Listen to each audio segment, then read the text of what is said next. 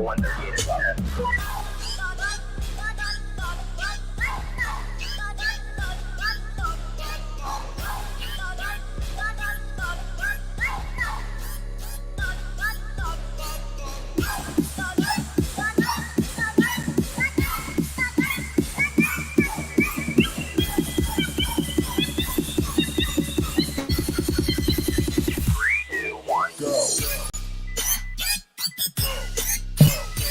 Hello, everybody. I remember to turn my mic on tonight. How is everyone? Welcome to the show. Another edition of Paranormal Guyz.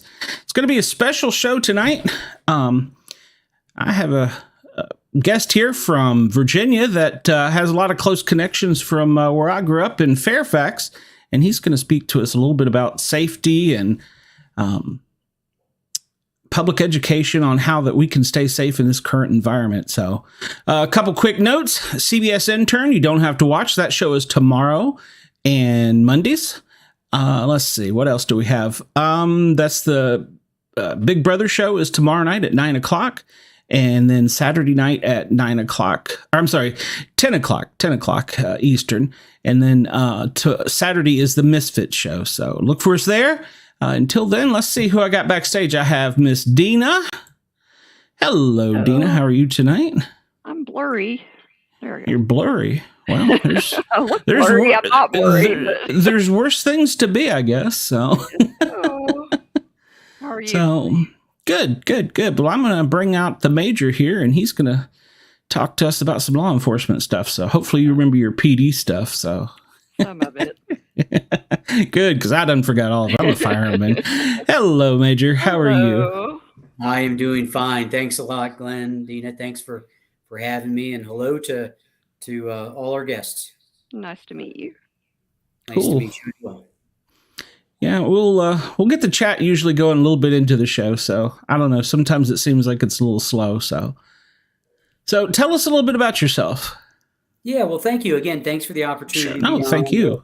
Yeah, sure. What a great chance to kind of talk, and anyone can ask questions, and I'll have all the answers. The one thing I have the benefit of sitting here with you is really a varied background. I started in public safety, and some of us may laugh a little bit or cry. Actually on the CB, I was on a CB a program called REACT, REACT. It was at Channel 9. Yep, I see you shaking your head, Glenn. So I started in New York as a young kid. I think I was like 14. I'd go to the police station and sit in a room and monitor Channel 9. And that led to my work with a volunteer ambulance squad, a very busy ambulance squad. I started at 18 while going to school and working. And the squad was very busy. We ran 4,000 calls a year back in 1987. That's a lot. All volunteer. Yeah, or volunteer. Yeah. And I would actually be appointed assistant chief, youngest assistant chief of the ambulance squad. But at 20, I was snatched up by the Fairfax, Virginia Police Department and relocated from New York to Virginia. And my career lasted 33 and a half years. I started on September 11th, 1989. Mm-hmm. And,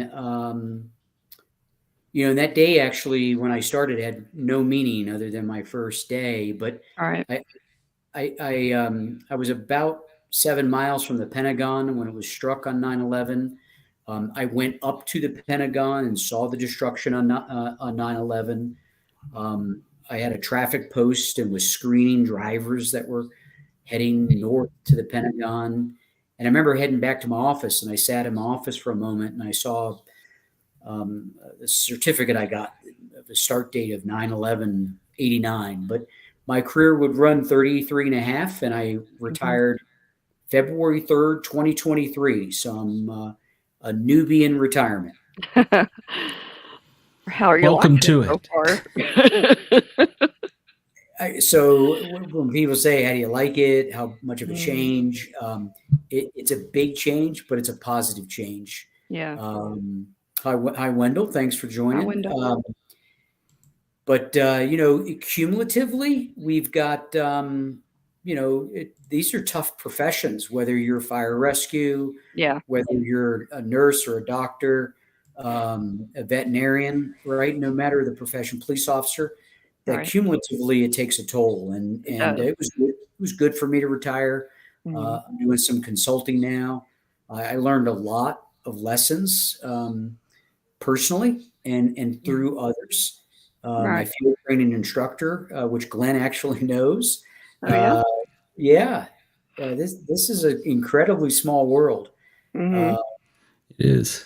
Yeah, it's it an is. amazing world filled with amazing people, Mhm. um, and so I'm doing some consulting now, and hopefully helping people not be the victim of crime, be safer as they travel and stay at home and shop online and identity theft. So lots of great training courses that I'm putting on. But at the end of the day, it's great to be retired. I love not setting the alarm and Yeah. yeah, yeah.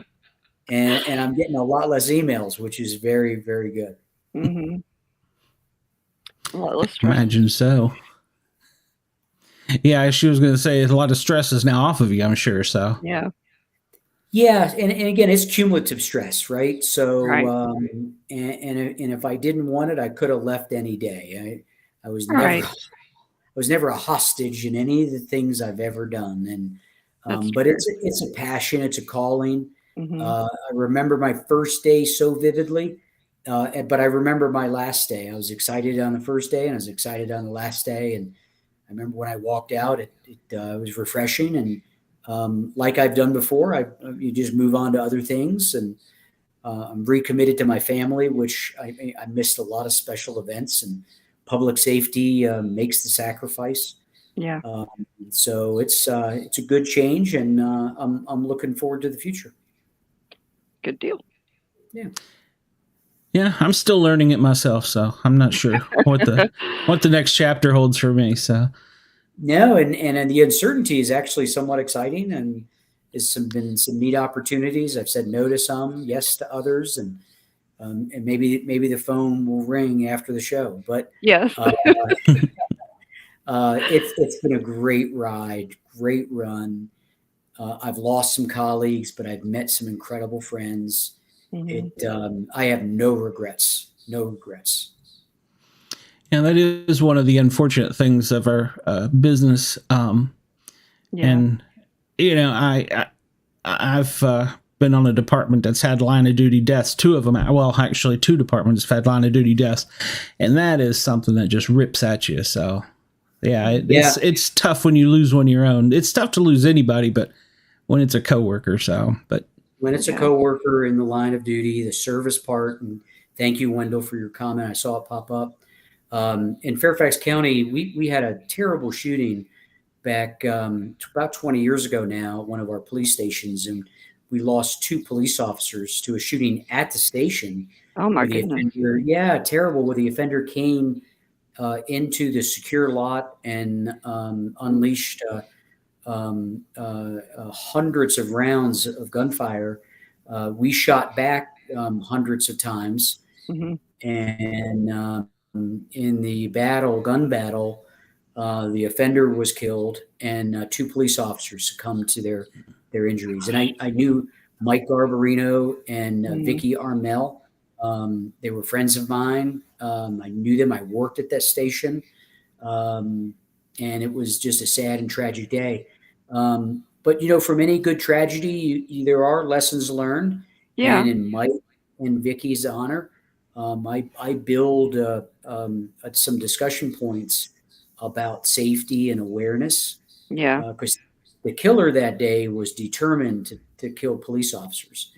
And Mike and Vicky were very astute, Mhm. gave great information to us on the police radio about where the offender was prior to their passing. Mhm. It's an incredible story. Um, it lasted just about a 5 minute ordeal. But those are the darkest moments. But in the darkest moments, we see our shining stars, and That's true. that's when cops and firefighters and EMTs and paramedics all come to the rescue, and the community that came out after that tragedy would bring a second tear to your eye on Yeah. the support we received. Yeah. Yeah. That Was Vicky good. at Mount Vernon at any time? Yes. Was she a Yes. detective there? I did know her. I think she was, because when Sully was the Sully station was one of the brand new stations in Fairfax County. They brought employees from around the county, and I think she was at Mount Vernon as a criminal investigations detective and came up to Sully. So she was a detective that was actually responding to the carjacking that the killer had done moments before. Oh She, wow. she was a she was a fierce fighter, and actually a marksmanship awardee. She was a range instructor. She shot Michael Kennedy, who's the killer. I'll only say his name once, Right. multiple times, but he was heavy Good. in body armor and was well prepared for a gun battle. Yeah, it's an incredible story. You can look it up online and see all the information on it. But again, from their deaths, we have to make our workplaces safer, be alert to the inherent dangers, no matter the profession, that there are people out there that are lurking and waiting for an opportunity, maybe to do something bad. Yeah. Yeah. Yeah. Absolutely. I meant to tell you earlier, backstage, but this is a good time to break it up a little bit. In dispatch, Dina was a dispatcher for many years. Of course, I also was while I was in EMT and paramedic school. But when I got out in the streets, if you ever needed police department, you'd always ask, or you'd always ask for PD, and dispatch would usually wait a couple minutes and come back and say, well, they want to know why. 9 out of 10 times, that's okay. But twice in my career, I've needed them exponentially. And so I discovered the way to you can get marshals, FBI, CIA, DHS. You can get everybody. I just keyed up the radio and screamed into it as loud as I could. I said, tell them they're missing one hell of a fight. Yeah. The last time I did that, there was a helicopter. There were police cars from cities I didn't even recognize. Yeah. No matter the public safety, if there's a need, an urgent need, the cavalry comes. And we saw that on 9/11. We saw that in the Sully shootings. And we do see it, Glenn, occasionally here now and then, that when help is needed, help's on its way. And thank goodness for that. I mean, and that's why you're there. I mean, you're sitting in a car for maybe hours or days, and it's pretty quiet. Then all of a sudden, that radio keys up with a dispatcher's voice, and your world has changed. You're called to uncertainty, to a level of danger, to a fight, a struggle. There's all sorts of things. Yeah, and it's that brought back something an old preceptor said many years ago in EMT school. He told me, he said, our job is absolute sheer boredom, interrupted by moments of sheer terror. And that is so true of all of our professions. So, and maybe that's why people do it. I knew a little bit about police work. You have the TV shows back then, think about what was on in the late 80s, 80s. TJ Hooker. TJ Hooker. Oh, I remember that very well. Yeah. That was the first one that popped to mind. William Shatner running with that stupid PR-24. Well, we started with the PR-24. But I will tell you, I've never hung on the hood of the car like TJ Hooker did. They don't teach that at the academy, but the training is excellent. No matter where you go, training's excellent, equipment's excellent. The community, generally cares. Any of these professions are noble professions. Whether you're the voice, the calming voice on the radio, to the paramedic that's saving lives, everyone does their part, and it really an amazing network, that works. Yeah, and it is truly great how it works. And we often don't give the dispatchers the credit they deserve. I've been on both sides of the mic, so I understand the frustration. And but usually when you're there in the streets and you need help, they come through for you. So yeah, but, they are the unsung heroes. Absolutely, they really are. Yeah, good. And thanks for mentioning that. It's so true. Yeah. And Dina saved my butt a time or two also when I actually went out into the street. So I've only had one call where I'm still waiting on PD. Yeah. Yeah, we had a call in North DeKalb, and we went in. It was a diabetic, and suddenly the diabetic produced a gun. And I'm like, Yeah. we don't deal well with that. And I called for PD, and I'm still waiting on them. They never showed up. So Yeah, well, that's probably wasn't the dispatcher's fault. It's probably they were busy or something. oh, I'm sure in DeKalb County, Georgia, they were extremely DeKalb busy. County, yeah. Yeah. Absolutely. Yeah. But now on the highway, we always had great response. But we would block the road with the fire truck and usually piss the cops off. But that's okay too. So Sure, it is. That's what we do back and forth. We all laugh about it. It's a good partnership to get the job done. Sure, everyone has their own lane that they need to be in, or for the fire department's sake, lanes plural. Yeah. true. We used to ask the officers, how long you been with the fire or police department? And they'd tell us to say, man, you must have not been able to pass that test that year. And they're like, what? The firefighter test. they get so mad at us, but they would give it right back to us. So like they should. Yeah, Absolutely. we a got great banter back and forth. Sure. We got canceled on a wreck one night. It was literally right down the street from the station. And we got on the truck, and the bay doors were opening when they canceled us. So we started closing the door and get off. And the officer and the driver went to bed. So I was going to do the report. So I'm looking out the window, and I see the blue lights down the street. And all of a sudden, I see the blue light coming to the station, turns in the station, and comes around back of the station. I'm like, what the hell's going on here? And I hear the door open because, we have the little gate keys. And I hear the door open. I'm like, oh, no. That's a bad idea. Because he's going to run in there with his flashlight on in the darkness and start screaming, hey, and you're liable to get shot in the fire station doing that. So I'm trying to run back there to beat him. But he's like, there's a bad wreck down here. And I'm like, well, dispatch just canceled us. He's like, no, it's really bad. So we jump on the truck. Yeah, he came to get us because dispatch totally just left it. Oh my gosh. And so we get on the truck and pull up, and I'm expecting a wreck, and we're literally one block away, and all of a sudden I see this big old orange glow in the sky, and I'm like, shit! And then they come across and say there's somebody trapped in the car. I'm not dressed. It's 3:00 in the morning. I'm not even awake. And I'm trying to get dressed in the back of the truck and about fall out. Oh, it was a nightmare. Nobody was seriously injured, but yeah, it was like a series of unfortunate events that all went okay. And meanwhile, the truck company was asleep in the station. So, oh my goodness. I called them out. I said, I need help popping this hood. Bring me the jaws. I made them get up.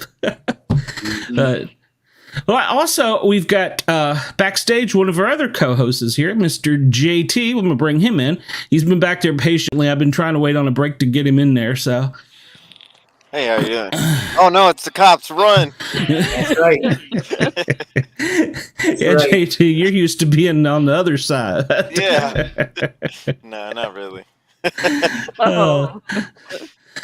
So, Major, tell us a little bit about this program you're doing now. So I've got a couple of different things happening. As I said, the journey of my career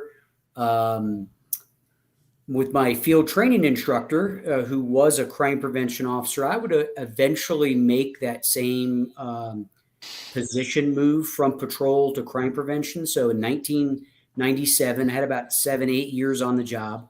I moved into crime prevention. I worked at West Springfield, which Glenn would know, it's Company 27. And then I moved over to the Franconia Police Station in Fairfax County, which is Company 5. I know you're just smiling and chuckling. But I got a lot of real great training there. Now we're talking 25 so years ago. And through my journey, I picked up on a lot of great tips and suggestions and certifications. So I would become a state certified crime prevention officer, a certified refuse to be a victim instructor, a self-defense instructor with rape aggression defense. So a lot of different things happening.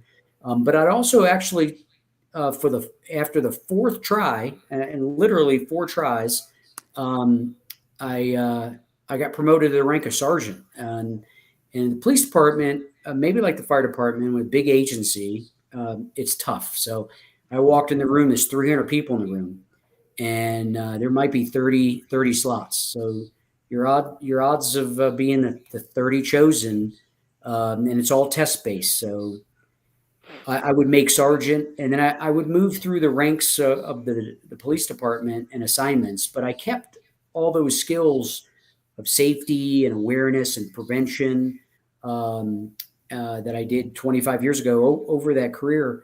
And so now in retirement, I'm actually doing some teaching on personal safety. One of the programs is called Refuse to be a Victim. It's a curriculum-based, workbook-based, where and it's taught around the country. So no matter where our listeners and followers are, they could try to find a local program. Just do a search on Refuse to be a Victim.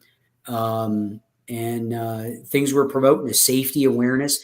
And actually, we're asking people, citizens, to take it upon themselves to do their part. And I always equate it. I was doing CPR training for 30 years. I stopped that a few years ago.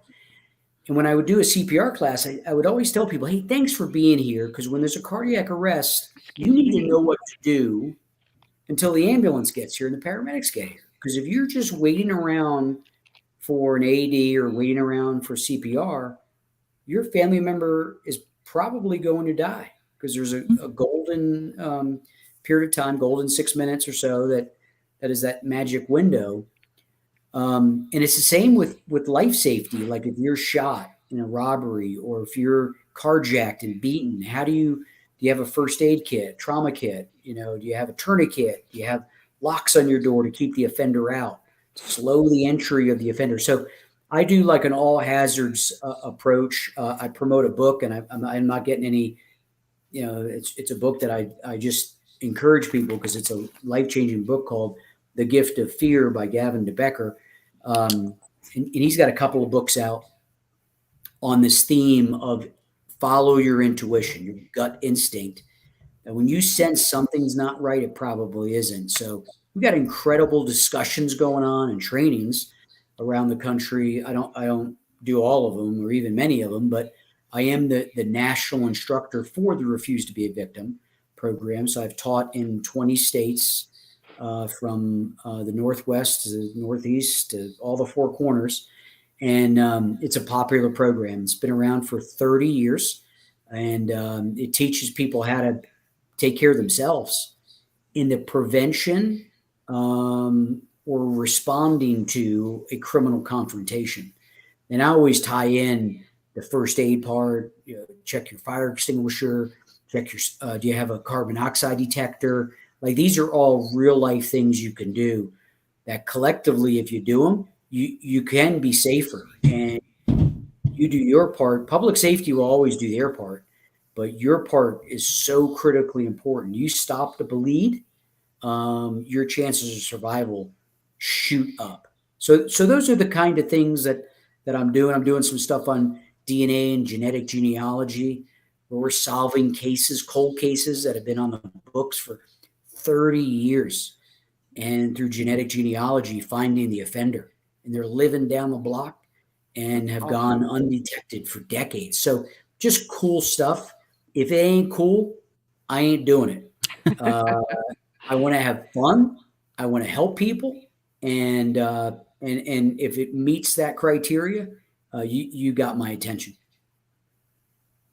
That's pretty cool. Yeah. The genetic DNA, that's kind of controversial, isn't it? No. So it's somewhat controversial. It is. No. Oh, I didn't know. I was thinking it was. So there are two databases. I'll mention just one, but there are two databases, and it's called GEDmatch, and it's an opt-in. So if someone that uploads their genetic profile, if they don't want law enforcement to search it, you opt out. So this is a 100% opt-in program. Because it does bring some sensitivities that there could be an offender in your family. We had a case in Fairfax just before I retired where a girl was raped 32 years ago, and she was a young girl. She was actually a young teenager, and the offender tricked her and got her into the car with a firearm, would sexually assault her and dump her out of the car and speed off. And just last year, 32 years later, we ran his genetic genealogy profile and we got his name. And we went and snatched him up in Loudoun County, Virginia. We ran a full DNA profile. He was the offender that raped that girl at 14. And I'll tell you, when we knocked on that young woman's door, who's still relatively young, and I said, we're with the Fairfax County Police, and we found your rapist. I can't tell you the decades that she's been waiting, always wondering where her offender was. That Fairfax County Police Department is committed to getting answers in that case. So it's amazing. It's just amazing work. And if you're watching that area of the community, it's solving cases, but it's also exonerating the innocent, where there have been innocent people convicted, and through DNA, through genetic genealogy, we've actually correctly identified the offender. So it's helping release people that are in jail. And the Innocence Project, you may have heard of, is doing good work. There's great organizations out there that are looking to fix those injustices. Because you know what the worst, I say worst, but most inaccurate form of identification, and we've used it for 100 years. Fingerprint. So fingerprints have gotten better. We've actually really improved it, but it's actually that's the person right there. He did witness. Yeah. Witness identification. Gotcha. Yeah, witness identification. And people have been identified, and they're like, I didn't do it. And those folks can sometimes get convicted, because who are you going to believe? A victim who says that is the person, I know it is, or an offender that says I didn't do it, and maybe they don't have a strong alibi. So using science and technology, I think, is making it more accurate, but it does come with a level of scrutiny. But people can opt out. If they opt out, can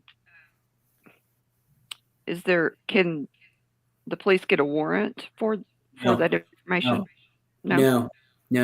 The police departments have tried, and I think some of this stuff's still uncertain. So we're only about 5 years into this, because the first case, one of the most notorious cases, was a Golden State Killer. Yeah. And that was just in 2017. 2017. So we're only about five and a half, going on nearly 6 years, which is actually not a lot of time. No, so it isn't really. It's not. So we're still, this case law, and some states are, stricter than others. So you need to know what the laws of your community are. But again, what's the fine print? What is that database? One of the big myths out there is no law enforcement searches of a family tree or ancestry, right? Those are some popular ones. Right. Law enforcement cannot, there's no mechanism for law enforcement to search those databases. So just imagine if there was. But when this first started, there wasn't the opt-in, opt-out. There's since been clarifying information sent to profile holders to say, is it okay if law enforcement has access to, not names necessarily, we're talking just profiles. We put that family tree, gives that tree, I should say. Yeah. And we've got a double murder in Fairfax, a double murder, 72-year-old women murdered 20 years ago. We know the same killer. His DNA is on both victims. And we're still working that tree, but sometimes it's easy and you get real close to who you're looking for. And sometimes you're 4, 5 cousins out. And it could take months or years to kind of work the tree branches, if that makes sense.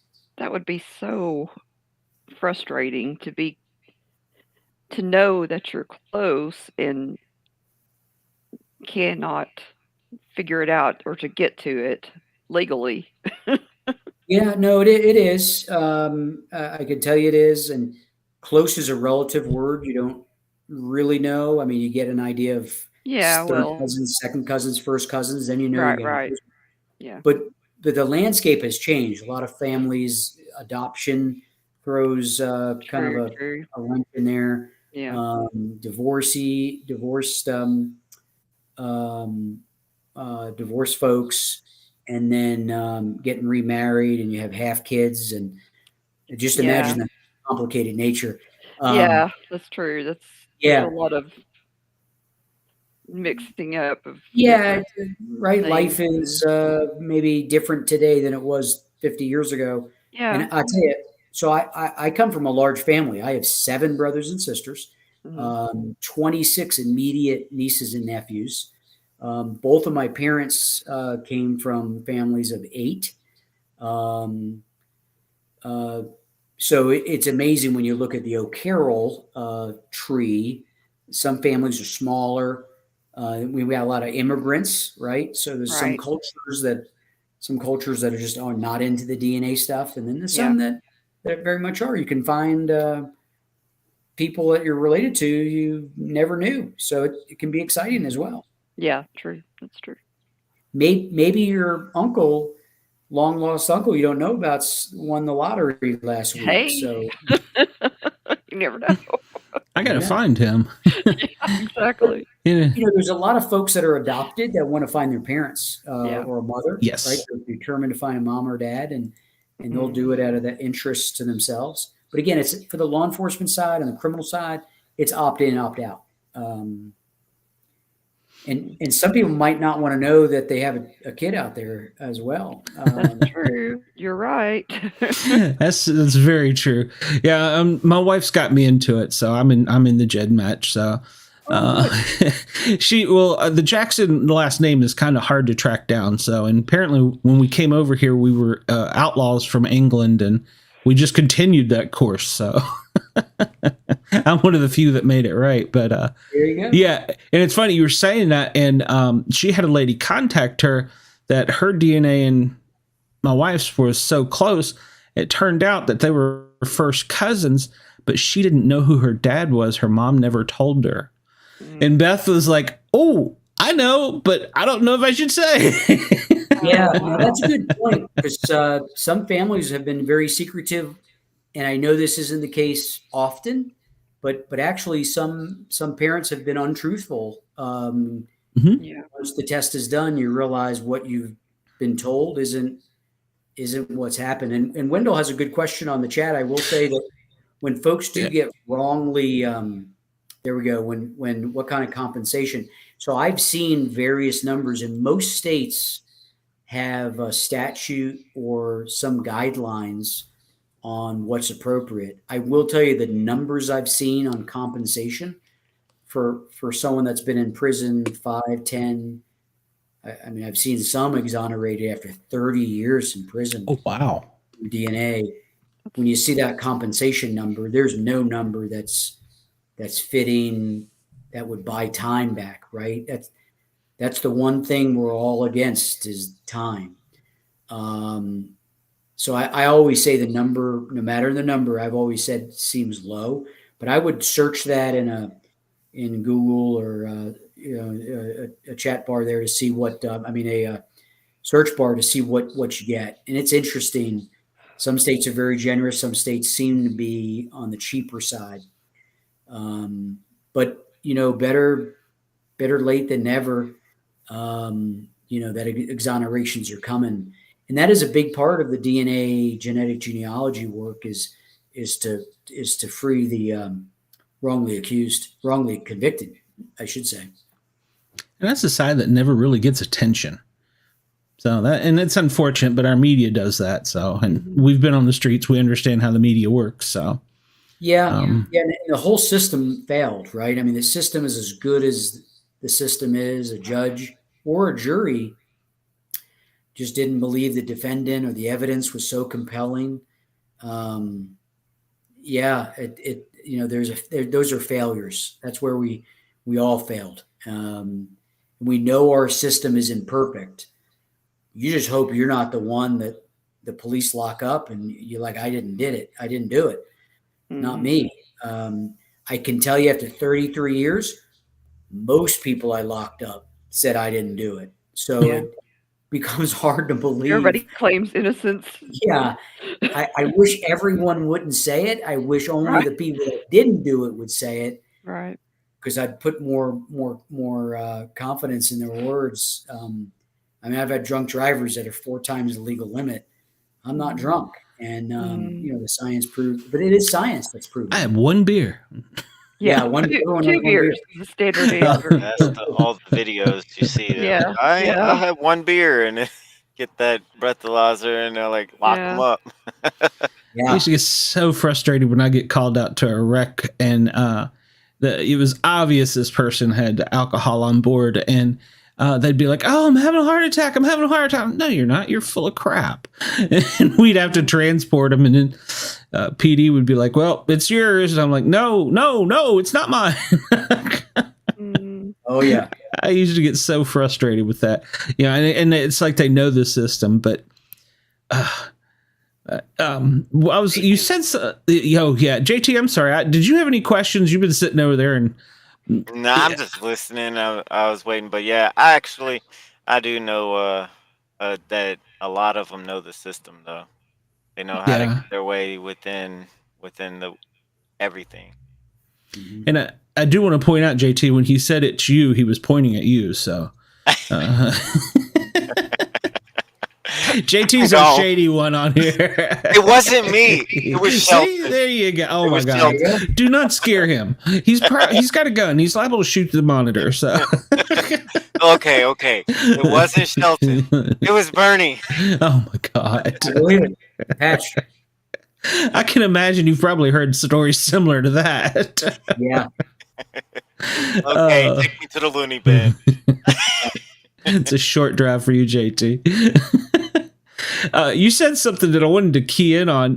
When I moved here to Georgia from Tennessee, a bunch of the EMS people I met were either ex-military, special forces, 3-letter agencies with government people, and they were paramedics or in EMS.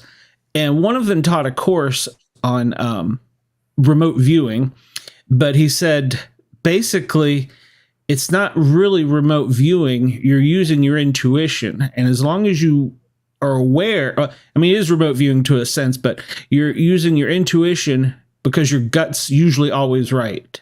Mm-hmm. And when you said that, in being aware of your surroundings, being cognizant of what's going on, the dangers in your neighborhood, the dangers in your community, or even your state, makes a huge difference. Now, in this day and age, everything is so, I don't want to say so violent, but it seems as though everything is increasing in violence.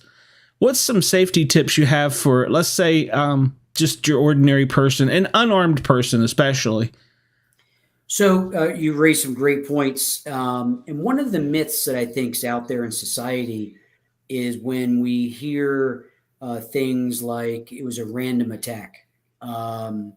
I can tell you, my last 4.5 years in the police department, as I mentioned, my promotional track, and I moved up the ranks. I was number 3 in the police department. I was a bureau chief of major crimes, cyber, and forensics. I had staff of 240. We investigated every violent crime category in Fairfax County. Population's 1.2 million. That's from homicide to sexual assault to rape to burglary, car theft, shootings, and stabbings. I can tell you there is no random act of violence. When you're selected as a victim, that's a purposeful act. It's not random. And I think we have that myth that these things are random.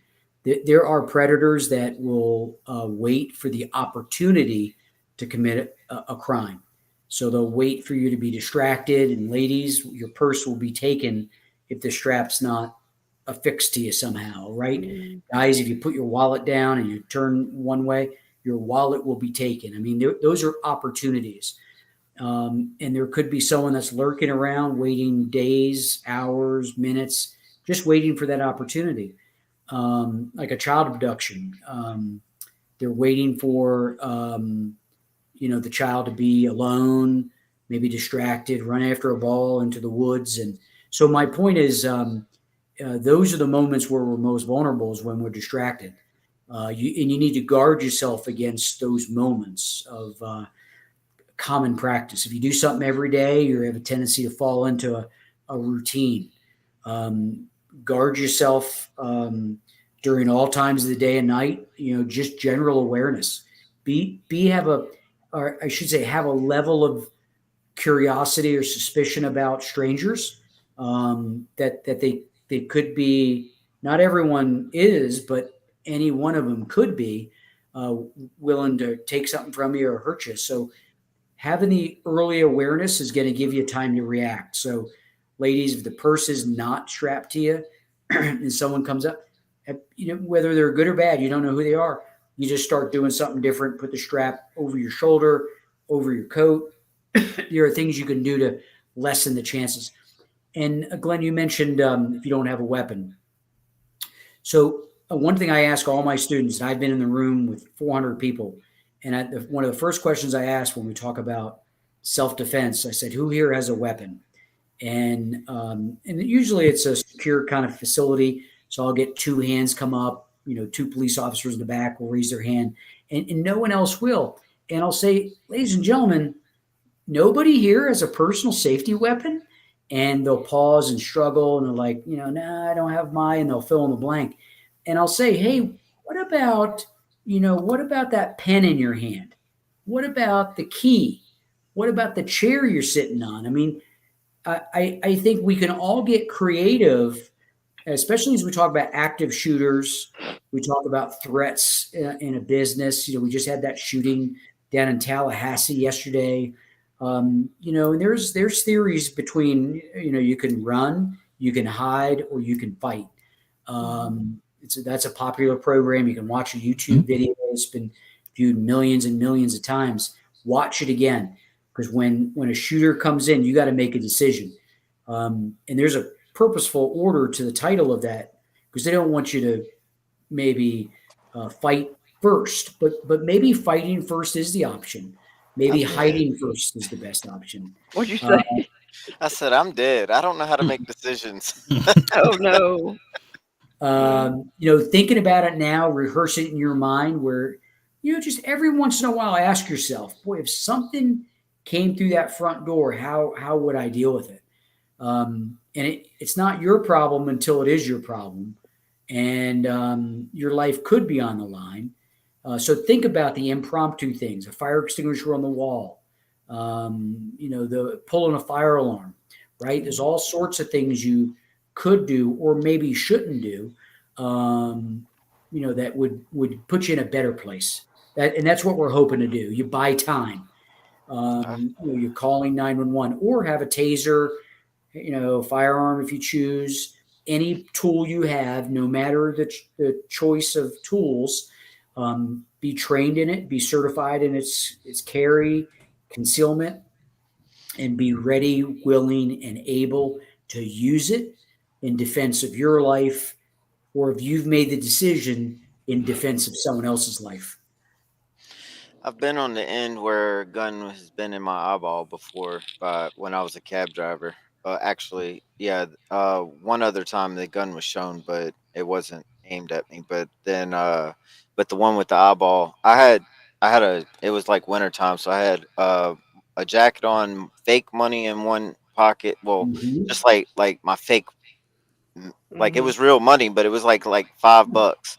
Yeah. And then the other pocket had all the money in it, like all my earnings from that night. Good. And when that gun was in my eye, I gave him all of the Forgot your plan. money. You had a plan and you forgot it. No, I didn't forget. I just said I better not play.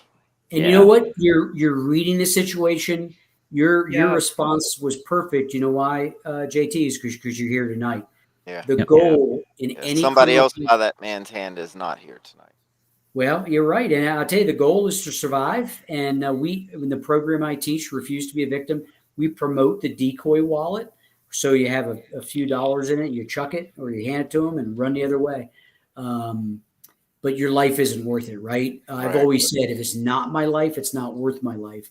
But the one thing that for everyone to keep in mind is the offender doesn't have to play by the rules. Right. So, JT, you could have given everything up and still lost your life. So that's the one word of caution I have for everyone is they don't have to play fair. Public safety plays fair. Most of our victims play fair, and rightfully so because they're scared and they want to just live. But these senseless killers, and we call them trigger pullers, and sometimes they're 13 years old, Mhm. 14, and they've done it 20, 100 times. So be careful, be prepared, and have a plan, multiple plans. You're better off having multiple plans. And maybe if the guy's got 1 foot out of the car is when you drop it and drive. And there's Mhm. all sorts of creative things you can do. Get creative on how to save your life. Yeah, you see some of them YouTube videos like of the Uber drivers. There was this one old man that I remember specifically on TikTok. He was in the middle of like somebody got in his passenger seat and put a gun to him and the Uber driver said, "You gonna shoot me?" And he just gunned it. He gunned it with the dude in the car and everything. Like he was Mhm. swerving like this, and that dude started getting scared for his life. When he stopped that car, that man ran out. He started screaming, "I want to die too." If it works, if He it thought on his works. feet, man. Yeah, Sometimes you and gotta be I've seen some crazy. crazy scenarios. So, I mean, you've got to weigh the probabilities. The thing is, you got to do this instantaneously. Is the offender really going to do what he's going to do? Is the gun loaded? Is the shot going to be fatal? I mean, there's all sorts of like Yeah. weight you need to give to things. But the problem is, this is the first time or second time you've ever been through it. So your assessments might be totally wrong.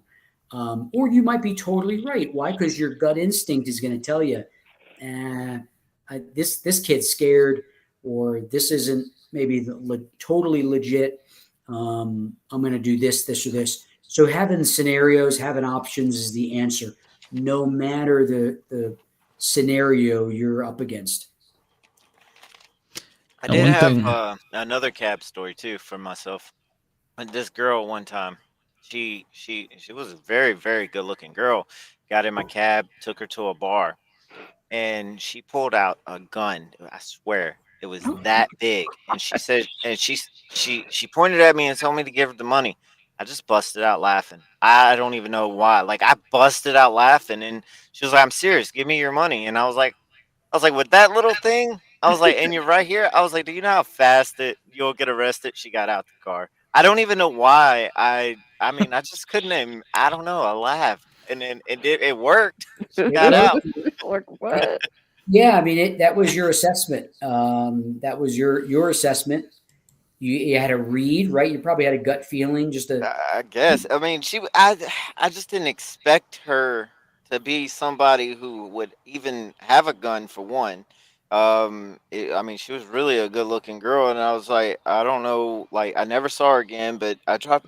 It was over like it was in Killeen, Texas. It was at a bar like where you go in like a pool hall. And when she just got out, like I mean, it was almost like a joke. Mhm. It was she didn't pay the cab fare. Yeah, I didn't care. I paid it for her. Say, did you argue? No, I mean she was. I think she was serious in her head, and then when I laughed, it threw her off. But I mean, I couldn't help it. I just couldn't. I couldn't believe it was actually she was doing that. See, now she knows how men feel when they say, "Is that it?" Yeah. Sorry, I couldn't help myself. You're right. Well, I know your time is limited here, and I do have a couple other questions for you. I want to talk about cyber crimes, and we're getting to a point in our, I don't know, I guess you'd call it our lives, where everything is now either online or accessible through online. I mean, even as you pointed out, you can bring up DNA and stuff from 30 years ago. So everything is getting to the point where, you can find it. Mm-hmm. And they can find you too. What's some good cyber tips? And I mean, I know we should all change our passwords and stuff like that, but something that a lot of people don't realize is this is much more prevalent than we've all probably been a victim to it, and some of us probably don't even know it. Yeah. Yeah. One of the biggest threats out there is these phishing scams. So it will come by most likely by email or text. I got one yesterday where it said your package can't be delivered. Yeah. Click this link.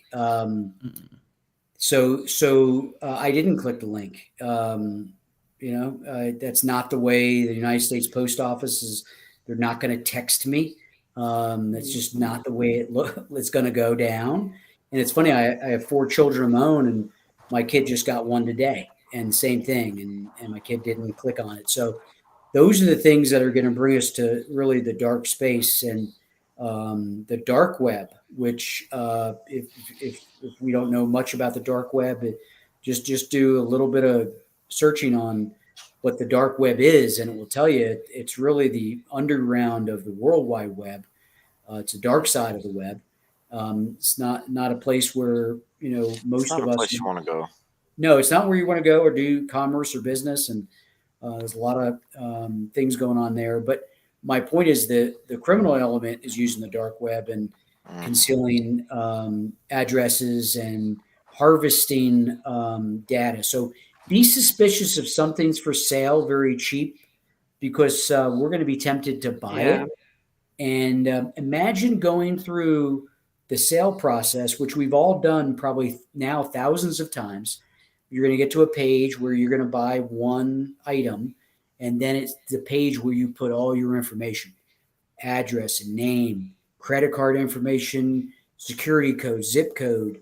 You put all this data, and that item may come.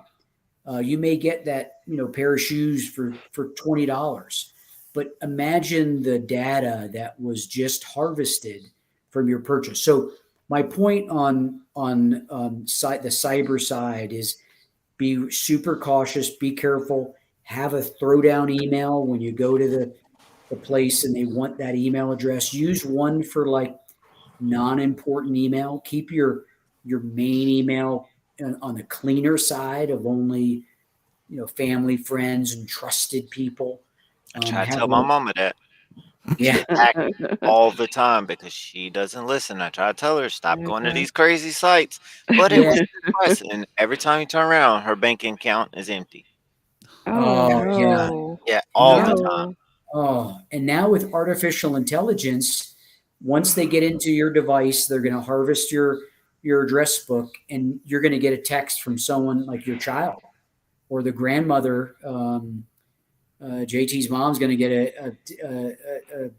a text from JT saying, "I need $500 to get out of jail." And Oh, she would be like rot.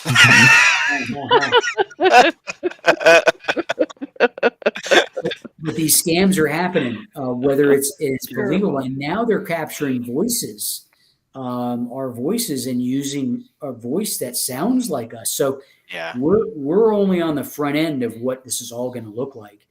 And I'm not even going to go into the romance scams, where people are getting tricked with photos and videos, and that's not the person that they've been communicating with.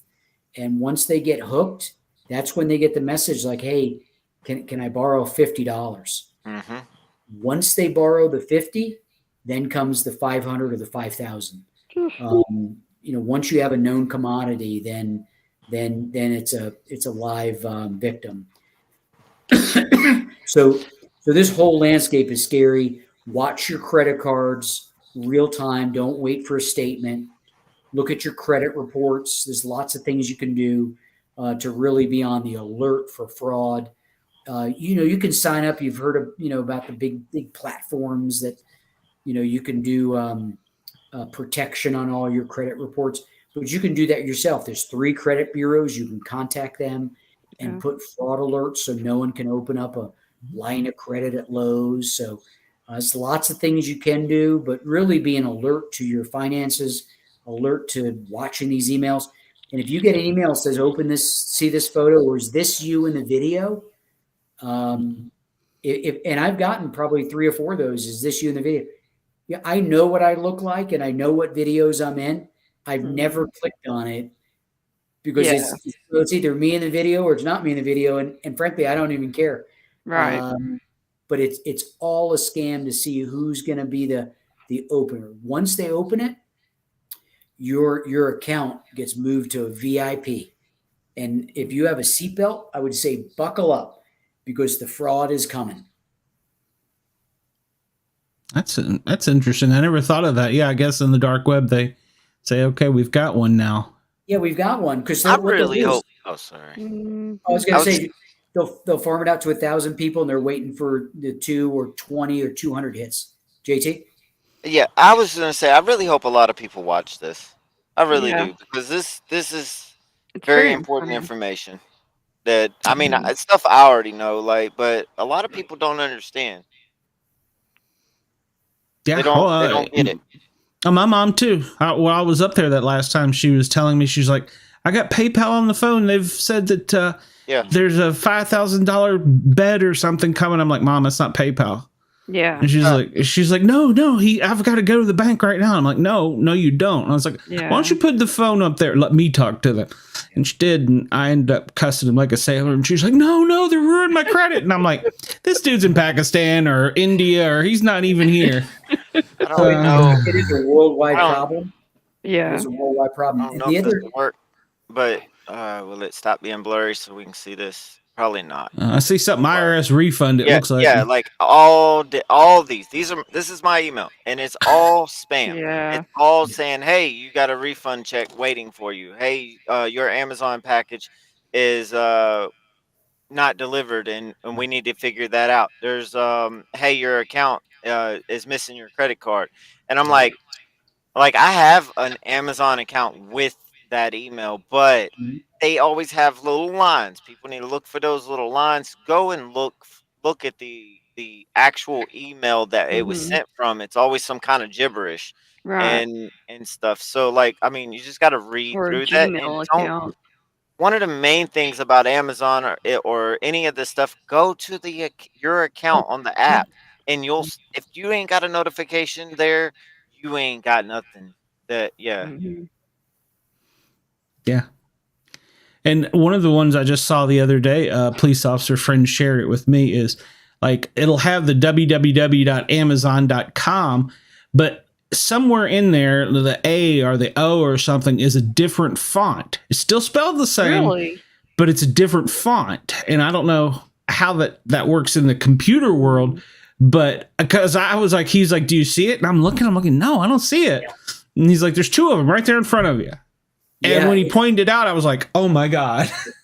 Or they're using a 0 instead of an O. So a quick look, it's amazing. And the one final thing I'll say from my perspective, because JT talked about, losses, is make sure you're using a credit card instead of a debit card. Because a debit card is going to be a direct loss to our listeners. That money's coming right out of your account to cover your purchase. Where if there's fraud, you're probably gonna be a loser in the battle. Where if it's a credit card, at least one of the credit card companies will be a 30-day gap for you to figure it out, challenge the charge, and these big credit card companies are fiercely fighting the fraud. So don't lose the money with a debit card. Protect your identity and account as much as you can. Absolutely. Absolutely. Well, I know you don't have much time with us, but I got to get to, and Wendell hinted at it. We always ask our viewers, I'm sorry, our list, crap, our guests. I think I'm having a stroke. Do you have any paranormal experiences? And I'm sure on the streets you probably got something interesting, but anything? He asked if you'd seen Bigfoot. There was a Mount Vernon monster, which I did get to see one time, but that's another story. Yeah, so I was the captain, and I worked there as a sergeant as well. I went back as a captain to the Sully Police Station, which is one of the northwestern stations. And actually, one of the notorious spots that is covered by Sully is the Bunny Man Bridge. I see Glenn shaking his head. Yep.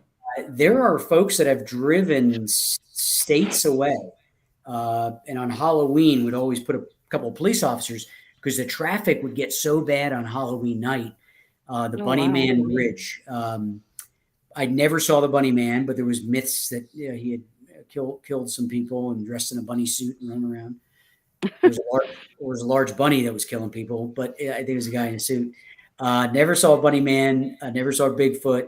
And actually, over all these years, even in the dark parking lots in the quiet woods, searching for missing kids, or kids drinking up to no good, where you'd go and try to find these parties. Now, I can't say I've ever had anything paranormal or kind of out of maybe not reality, but just anything so different that it gave me a pause. I'm a pretty ordinary guy, and maybe had an ordinary career. I'm waiting for my night of excitement. Still. Hang out with some of our listeners. You're sure to do it. Yeah. There was a story that went around. This would have been probably the late 80s. When the Mount Vernon monster was just coming into that site, of course, Fort Belvoir down through there. Was it Pohick? All that wooded area down there had a lot of area. That there was a police officer behind, I think it's Mount Vernon Yacht Club, and he thought he had a bum coming and digging through dumpsters, and so he pulls out on him, and that the monster picked him up and threw him in the dumpster, and all he could do is hit his emergency button. Had you ever heard that?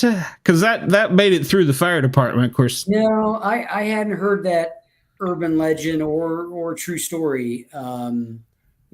I would be a little suspicious of a police officer maybe telling that story. Might have been a little backstory to it, or maybe it was another police officer pulling a trick or something. But no, I had never heard that. That's interesting. I'll have to ask the two friends that you mentioned that you've run across back in the day. I'm sure they probably would have heard it.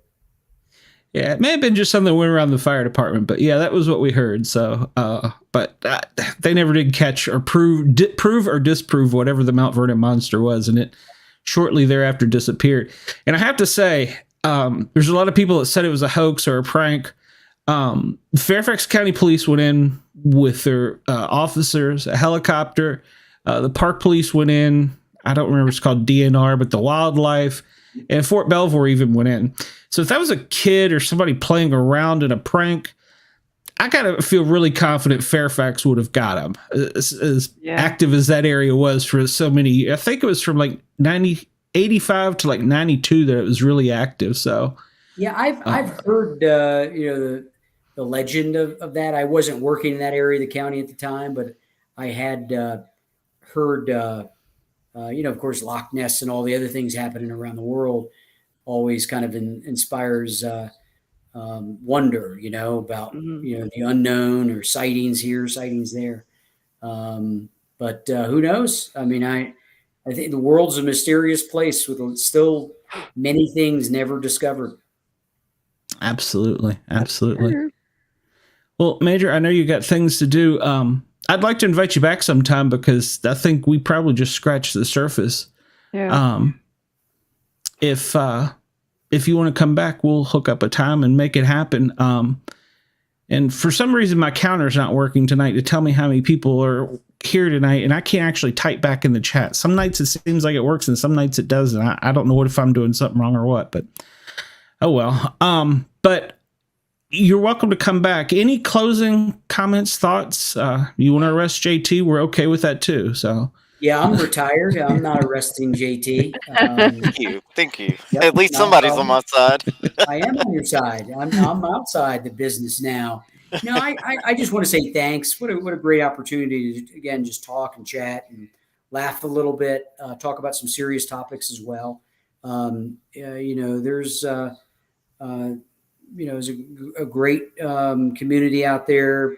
Crime is relatively low, although we've seen a spike after COVID, right? We've seen things a little bit more violent. So the world's changed a little bit, and we need to adopt some different practices. So be careful, be cautious, be watchful. Don't over stress about it, but be prepared for the unexpected. Actions faster than reaction. I'd love to come back. I'm looking at the chat group. I think we have just shy of 1 million people in the chat group. So I think that's true. Yeah, I think the numbers are strong. I'm not nervous at all now. I can't see that. I've done classes for one. I've done classes, and I love the conversation. I love the conversation. Thanks for having me. I really Thanks appreciate very it. much. Thanks for being here. Yeah, thank you very much. And I'll shoot you an email in a couple days and see if you want to come back. You might have changed your mind if you look at the views or something. So okay, maybe. Or maybe after you talk to either of my two friends, you're like, no, stay away from that guy. He's with the fire department. Have a good evening. Thank you, Major. And we will see you soon, I hope. I'm going to tuck you backstage and you can sign out and do everything you need. I'll drop you an email in a couple days. I look forward to hearing from you. Wonderful. Thank you. And thanks everybody for listening in and being part of it. Right. That's absolutely. Thank you again. And remember, they can always go back and see this again on YouTube or Facebook. So it'll still be there. So, all right, Major, I'm tucking you backstage. Thank you very much once again. And we will talk to you soon. And I got my Wandering Misfits left here. That was great. That was really great. Good. I liked him. Yeah. Yeah, and you didn't get arrested this time, JT. So. I know. Gosh. Came in encounter with a cop and didn't. No, actually, I used to ride around with do the ride along program because I was trying to be a volunteer deputy over at the sheriff's department where I used to live. That's fun stuff. Yeah. But I didn't make the cut. Well, that's okay because I started out actually my career. I did an Explorer program with Knox County Sheriff's Department and the fire department. So I wasn't sure what I wanted to do, and then I heard all these stories about people getting guns pointed at them. I'm like, I think I'll just run into burning buildings. So I'm more interested in that. So I didn't even get scared away when they told me I was going to have a gun because it was dangerous, like serving people with warrants and stuff. Like, like they summons, you got to go to court and stuff. And when riding around, I mean, I didn't see that much problems. I think it depends on your neighborhood and I think also we see more of it now through the media, and it's probably, I don't want to say it's the same amount of crime because our population's increased and things have changed, but proportionately, I'd say it's probably pretty similar, but we're just seeing more of it. And one thing I remember when I was a paramedic, especially, and I won't name the county in Knoxville that I worked in, but we would go and we would have gang shootings like 2 and 3 a night. And the next day on the news, it'd be like, oh, there's no shootings overnight. Nothing happened. I'm like, where the hell are these people? So I think there's a lot of false reporting on things too. So, well, the news didn't report a lot of stuff. I mean, they wanted the big things. It was just mostly gang related. They didn't report a lot of that in Knox County anyway. No, it would have affected tourism. Yeah. We don't want that. So, yeah. But yeah, it's it's surprising, but having been out and worked on the streets alongside with police officers too, you see more of it, so you almost get used to it. When he was talking about know your way out of places, And I was thinking in the back of my head, that's one of the things they teach us in the fire academy. When you go in, you'll always see us. We're looking at sprinklers and we're looking at fire extinguishers. We're looking at exits, and that's not something a lot of people do. So it's just kind of common sense, really. Yeah, it is. That's one thing, really, that most people don't understand about the news. They only report probably about, what would you say, about probably less than 1% of the things that that officers, mostly officers and first responders, respond to. Mm-hmm. Yeah. It's like the Don Henley song, Dirty Laundry. They only want the good stories. Exactly. Yeah. They don't care about the drug problem downtown that's gotten 14 people killed in the past 3 months. Right. They want that one shooting. So or the domestics, or oh gosh, yeah. So, but JT, your cricket is back.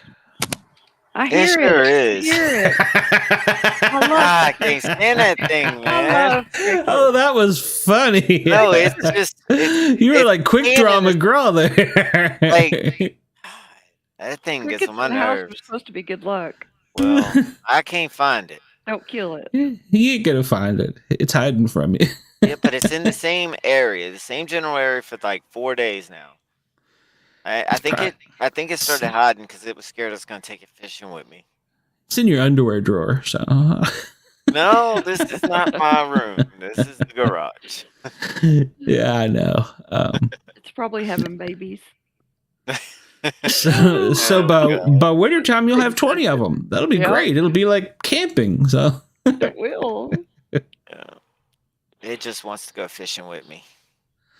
You need to read the book Cricket in Times Square. Y'all are probably too young to remember that. So I have no idea. I've never heard of it. Never. You didn't have to No, read it in I school? can't say that I haven't heard of it. No, I have heard that before, but I never read it. No, Yeah, it was a book we had to read called Cricket in Times Square, and it was actually a pretty cool book. I still remember it to this day as a book I liked as a youth. So is it like a young kids book, or probably maybe maybe middle school, somewhere around there, a little bit, maybe. I don't recall that one. Yeah, it was a very good book. Yeah, I've heard of it, but I don't know it. Yeah, it was a good book. So, in fact, I'll have to Google search it on. They've probably made a movie out of it. I've missed. So, huh? I don't remember it. I probably read it one time when I was locked up. No, I'm just kidding. Having cop on the show tonight. I got locked up.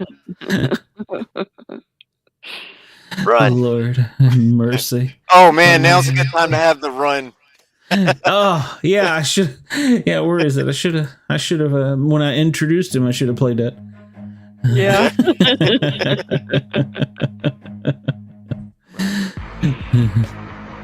And that should have been the entrance to him there. Yeah. It's funny, backstage before you guys showed up, we were talking and trading names, and I'm like, man, you probably know some of the people that got me out of trouble as a youth. So I was like, you never worked with Mount Vernon, did you? I just want to make sure before we got on the air. Tell some of my tales of my youth. So So you probably don't want to tell. well, the worst problem is if children today did some of the things we did back then, they would be labeled as domestic terrorists. Oh, you're right. I mean, we like to blow things up, make things go boom, burn things, and yeah, you do that now, and you're labeled as a domestic terrorist. So yeah, but I still know people that like to do that, and we do it. Oh yeah, but you're in Kentucky. Country, yeah. I was in the city. You still do that out in the country. Yep. not be a domestic terrorist. Shoot, I know somebody. I won't call names because a lot of people know him, and if I say his name, everybody will know who I'm talking about. So, well, they went into a cave and popped guns and got kicked off the property permanently. What? What, What kind of cave? is there something? I don't know. I've never seen the cave. I just know about it. You can't go there now. Huh. Is there something about shooting a gun in a cave? Is it Well- or just for fun? Well, I mean, what do you think Cause happens in caves? You can Guess cause With a, loud noises. I guess be an echo. Oh, no, bats. Sammy, you can cause a Yeah, a cave in. cave Oh, in. but that wasn't what they were A cave in planning the on. cave. Couldn't No, couldn't but think it of the name was of it. yeah, Implosion. implosion. What? This the Titanic thing now?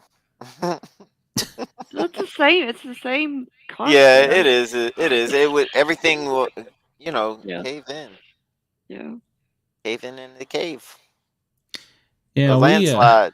Yeah. Nah, I don't know. An We used to- internal landslide. Exactly. Yeah. That's what it is. we used to Yeah. build model rockets and launch them over the Potomac River, and then we learned, Funny. well, you could take these rockets and turn them sideways. Oh, no. And the fun was really on there. Like I said, we would be labeled as domestic terrorists because I'm pretty Yeah. sure we hit some Maryland people with it from Oh my gosh. How from hilarious. Virginia shore. So, a buddy of mine taught me how to fish with M80s. Yeah, on a military base. Yeah, today you do Yeah. that, and you will be on the ass end of a gun. So, Yeah, Yeah, you people can't do the that things at the lake. like even I know you're a little older than me, so but the stuff I did when I was a kid, kids can't do today. and I'm so glad they didn't have cameras then. Oh my gosh. Could you I kind of wish imagine? they did. Oh no. Well, we had a home video, a camera, one of the big ones you go sit on your shoulder. Well, Oh yeah, but that's we had kind of those- obvious to yeah, see. But Yeah, I wish you they come- had like a yeah, I wish- boombox. I'm yeah, glad- it was like a boombox. I'm glad we it was didn't have big. phones. Yeah, Yeah, that's true. Because our childhood would have sucked, It would have. just like We these just kids' childhoods sucked Hear our today. mom yelling out the door for us. Do Yeah. either of you remember the busy signal game? You would call your own phone number and it would ring busy. And in between the busies, it was like a party call. And so you could talk to each other. And we did that forever until the yes, phone yes, company yes, where you found pick- out. Well, we would. I mean, to just pick up the line and press one number on the thing, and then you have a dead silence, and Yeah. and just talk from room to room. Oh yeah. Oh I no, do I'm remember doing talking that. about we would talk to people from like all around the area. Oh Whoever really? was in that exchange, yeah. Yeah, you Oh. would back in the 80s, you would I guess that would be the 80s. You dial your own phone number and it rings busy, and in between the busy signal, you got that pause, and you could scream, "Hey, I'm Glenn," and you get a girl go, "Hey, I'm whatever," and then you go back and forth, and there'd be maybe 5 or 6 other people. It was like Is that, Oh, that's is hilarious. that equivalent to the dating sites now? Probably. Probably there were a lot more. I did actually I never meet did some that. people from there, and we would trade numbers. So yeah, that was it. I guess Funny. so. You go to what school? And you'd wait, and then somebody else would be Funny. trying to get through, and you'd be like, "Shut up!" It was like a CB radio. So Oh wow. No, I didn't know about that part. yeah, we did that. That was a lot of fun, and that was. But you always had to have the phone cord that was a mile long to get away from Yeah. the parents. So We and did then they have were like, that "Why are phone you cord. screaming?" We had that phone cord. It stretched all the way through the house, and my dad would Yep. he would go ballistic of tripping over it. And, Yep. Yep. And we were the remote control. So yeah, there's a Yeah. What are we? I guess we're Gen X. Is that what we are? Yeah, I think Gen we X. are. So we had a tough life. So we did. it didn't. It made us Call you in stronger. from the other room to change the channel. or get a beer. My stepfather, that was his thing. Yeah. Get a beer. Oh yeah. Worst ass beating I ever got in my life was that Miller Lite was so shaken up when he opened it. I was 2 rooms away when he opened Yeah. it. Damn. I don't know if they still do it. They used to put. I remember my stepdad he used to put salt on the beer. Yeah, I've seen people do that I don't think I've ever seen that though. at restaurants. Like He on did it the at home. no. Put salt all around it, and he said it made it taste better for him. I never tried that. Maybe I'll try it one day.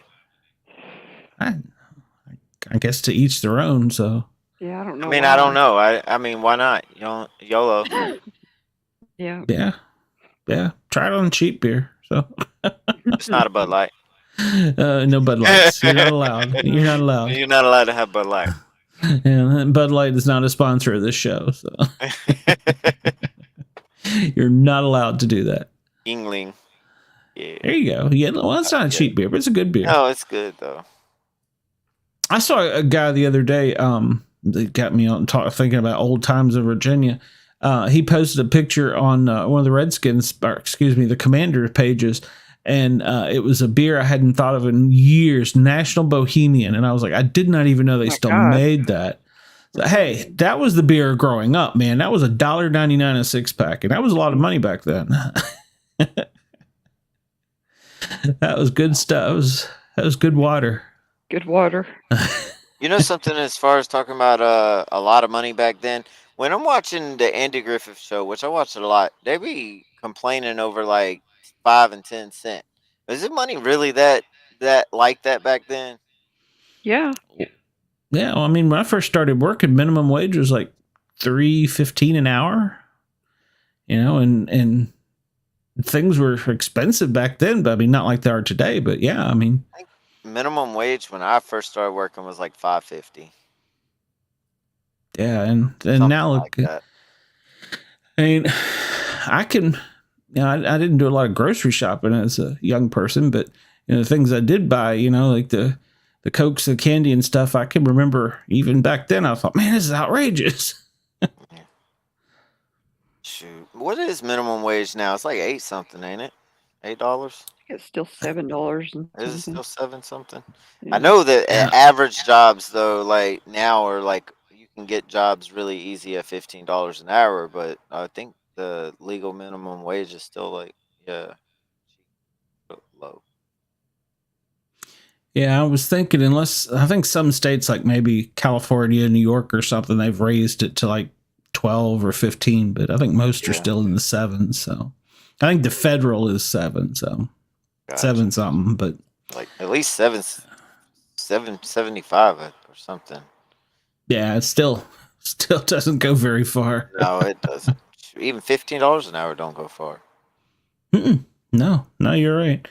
You're right. It's eventually we got to have a reset and bring prices down. Goodness gracious. So Something's got to reset. It's getting too hard to live, especially for people that are on disability. Like, yeah. I mean, it's really like, where is somebody on disability supposed to go live? Like all rent is like $1,200 minimum, mostly everywhere now. Like, I don't understand. And the minimum, I mean, what disability like SS DI, they get like or SSI, whatever it's called for disability, they get 914 right now. Like, how are they supposed to afford to live alone? Wow. Yeah, that's true. Shit. What? Brenda says she has pants on tonight. Oh yeah, she did say that. Right there on my watch. Gotcha. I guess I don't have that chat pulled up. I got the soundboard on that screen, so. Huh. Well, guys, I guess we can cut out unless y'all got something else going on that you want to talk about. I wanna get out of here anyway. I want to go outside and see this moon that everybody's talking about. The super moon, the blue moon. Blue moon. Oh, is that tonight? Yeah, that's tonight. Yeah. Okay. Oh, we'll have to go check it out. You can give us a report. So you can give us a report on what it's about. So, and you're going to be back with me tomorrow, you two, aren't you? Yeah. Tomorrow. All right. Oh, we're not promised tomorrow. Big brother. No, none of us are promised tomorrow, but The big chat. that's right. We will have a big chat. Hopefully I'll be there. I mean, like I said, not promised tomorrow, but I hope to be here. Well, in case CBS intern was watching tonight, I wanted to make sure they had the schedule right. So we'll be back tomorrow night with the big chat. So Yeah. Yeah, by the because they've been giving us some problems, ain't they? Yeah. Yeah, well, you know. So next Wednesday, we have a veteran journalist who has authored several books. And the one I want to talk to him about is probably the closest to me. He wrote a story of, or not a story, he wrote the autobiography of George Allen, A Football Life. And it's also a Redskins encyclopedia talking about coaching in the NFL and coaching the Washington Redskins. So, boy, sports fans tune in for that. What's that? I said, oh boy. Wait. Bobby ought to get on that one.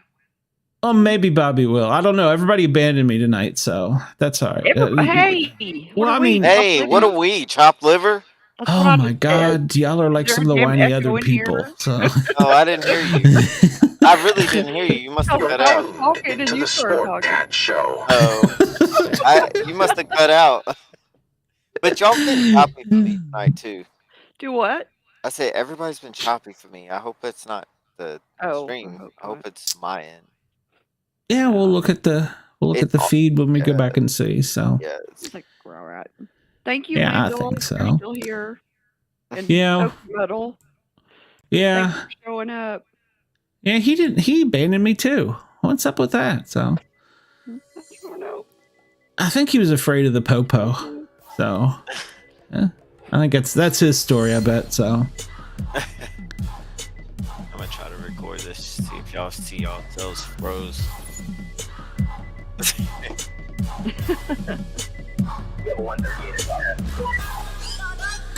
All right, ladies and gentlemen. I was trying to sit really still, so he didn't. I was like, "No, you are freezing though. You really are freezing, even when you're trying, man." I don't see him freezing. The only one I saw freezing. That's what I'm saying. It's probably my end. Major.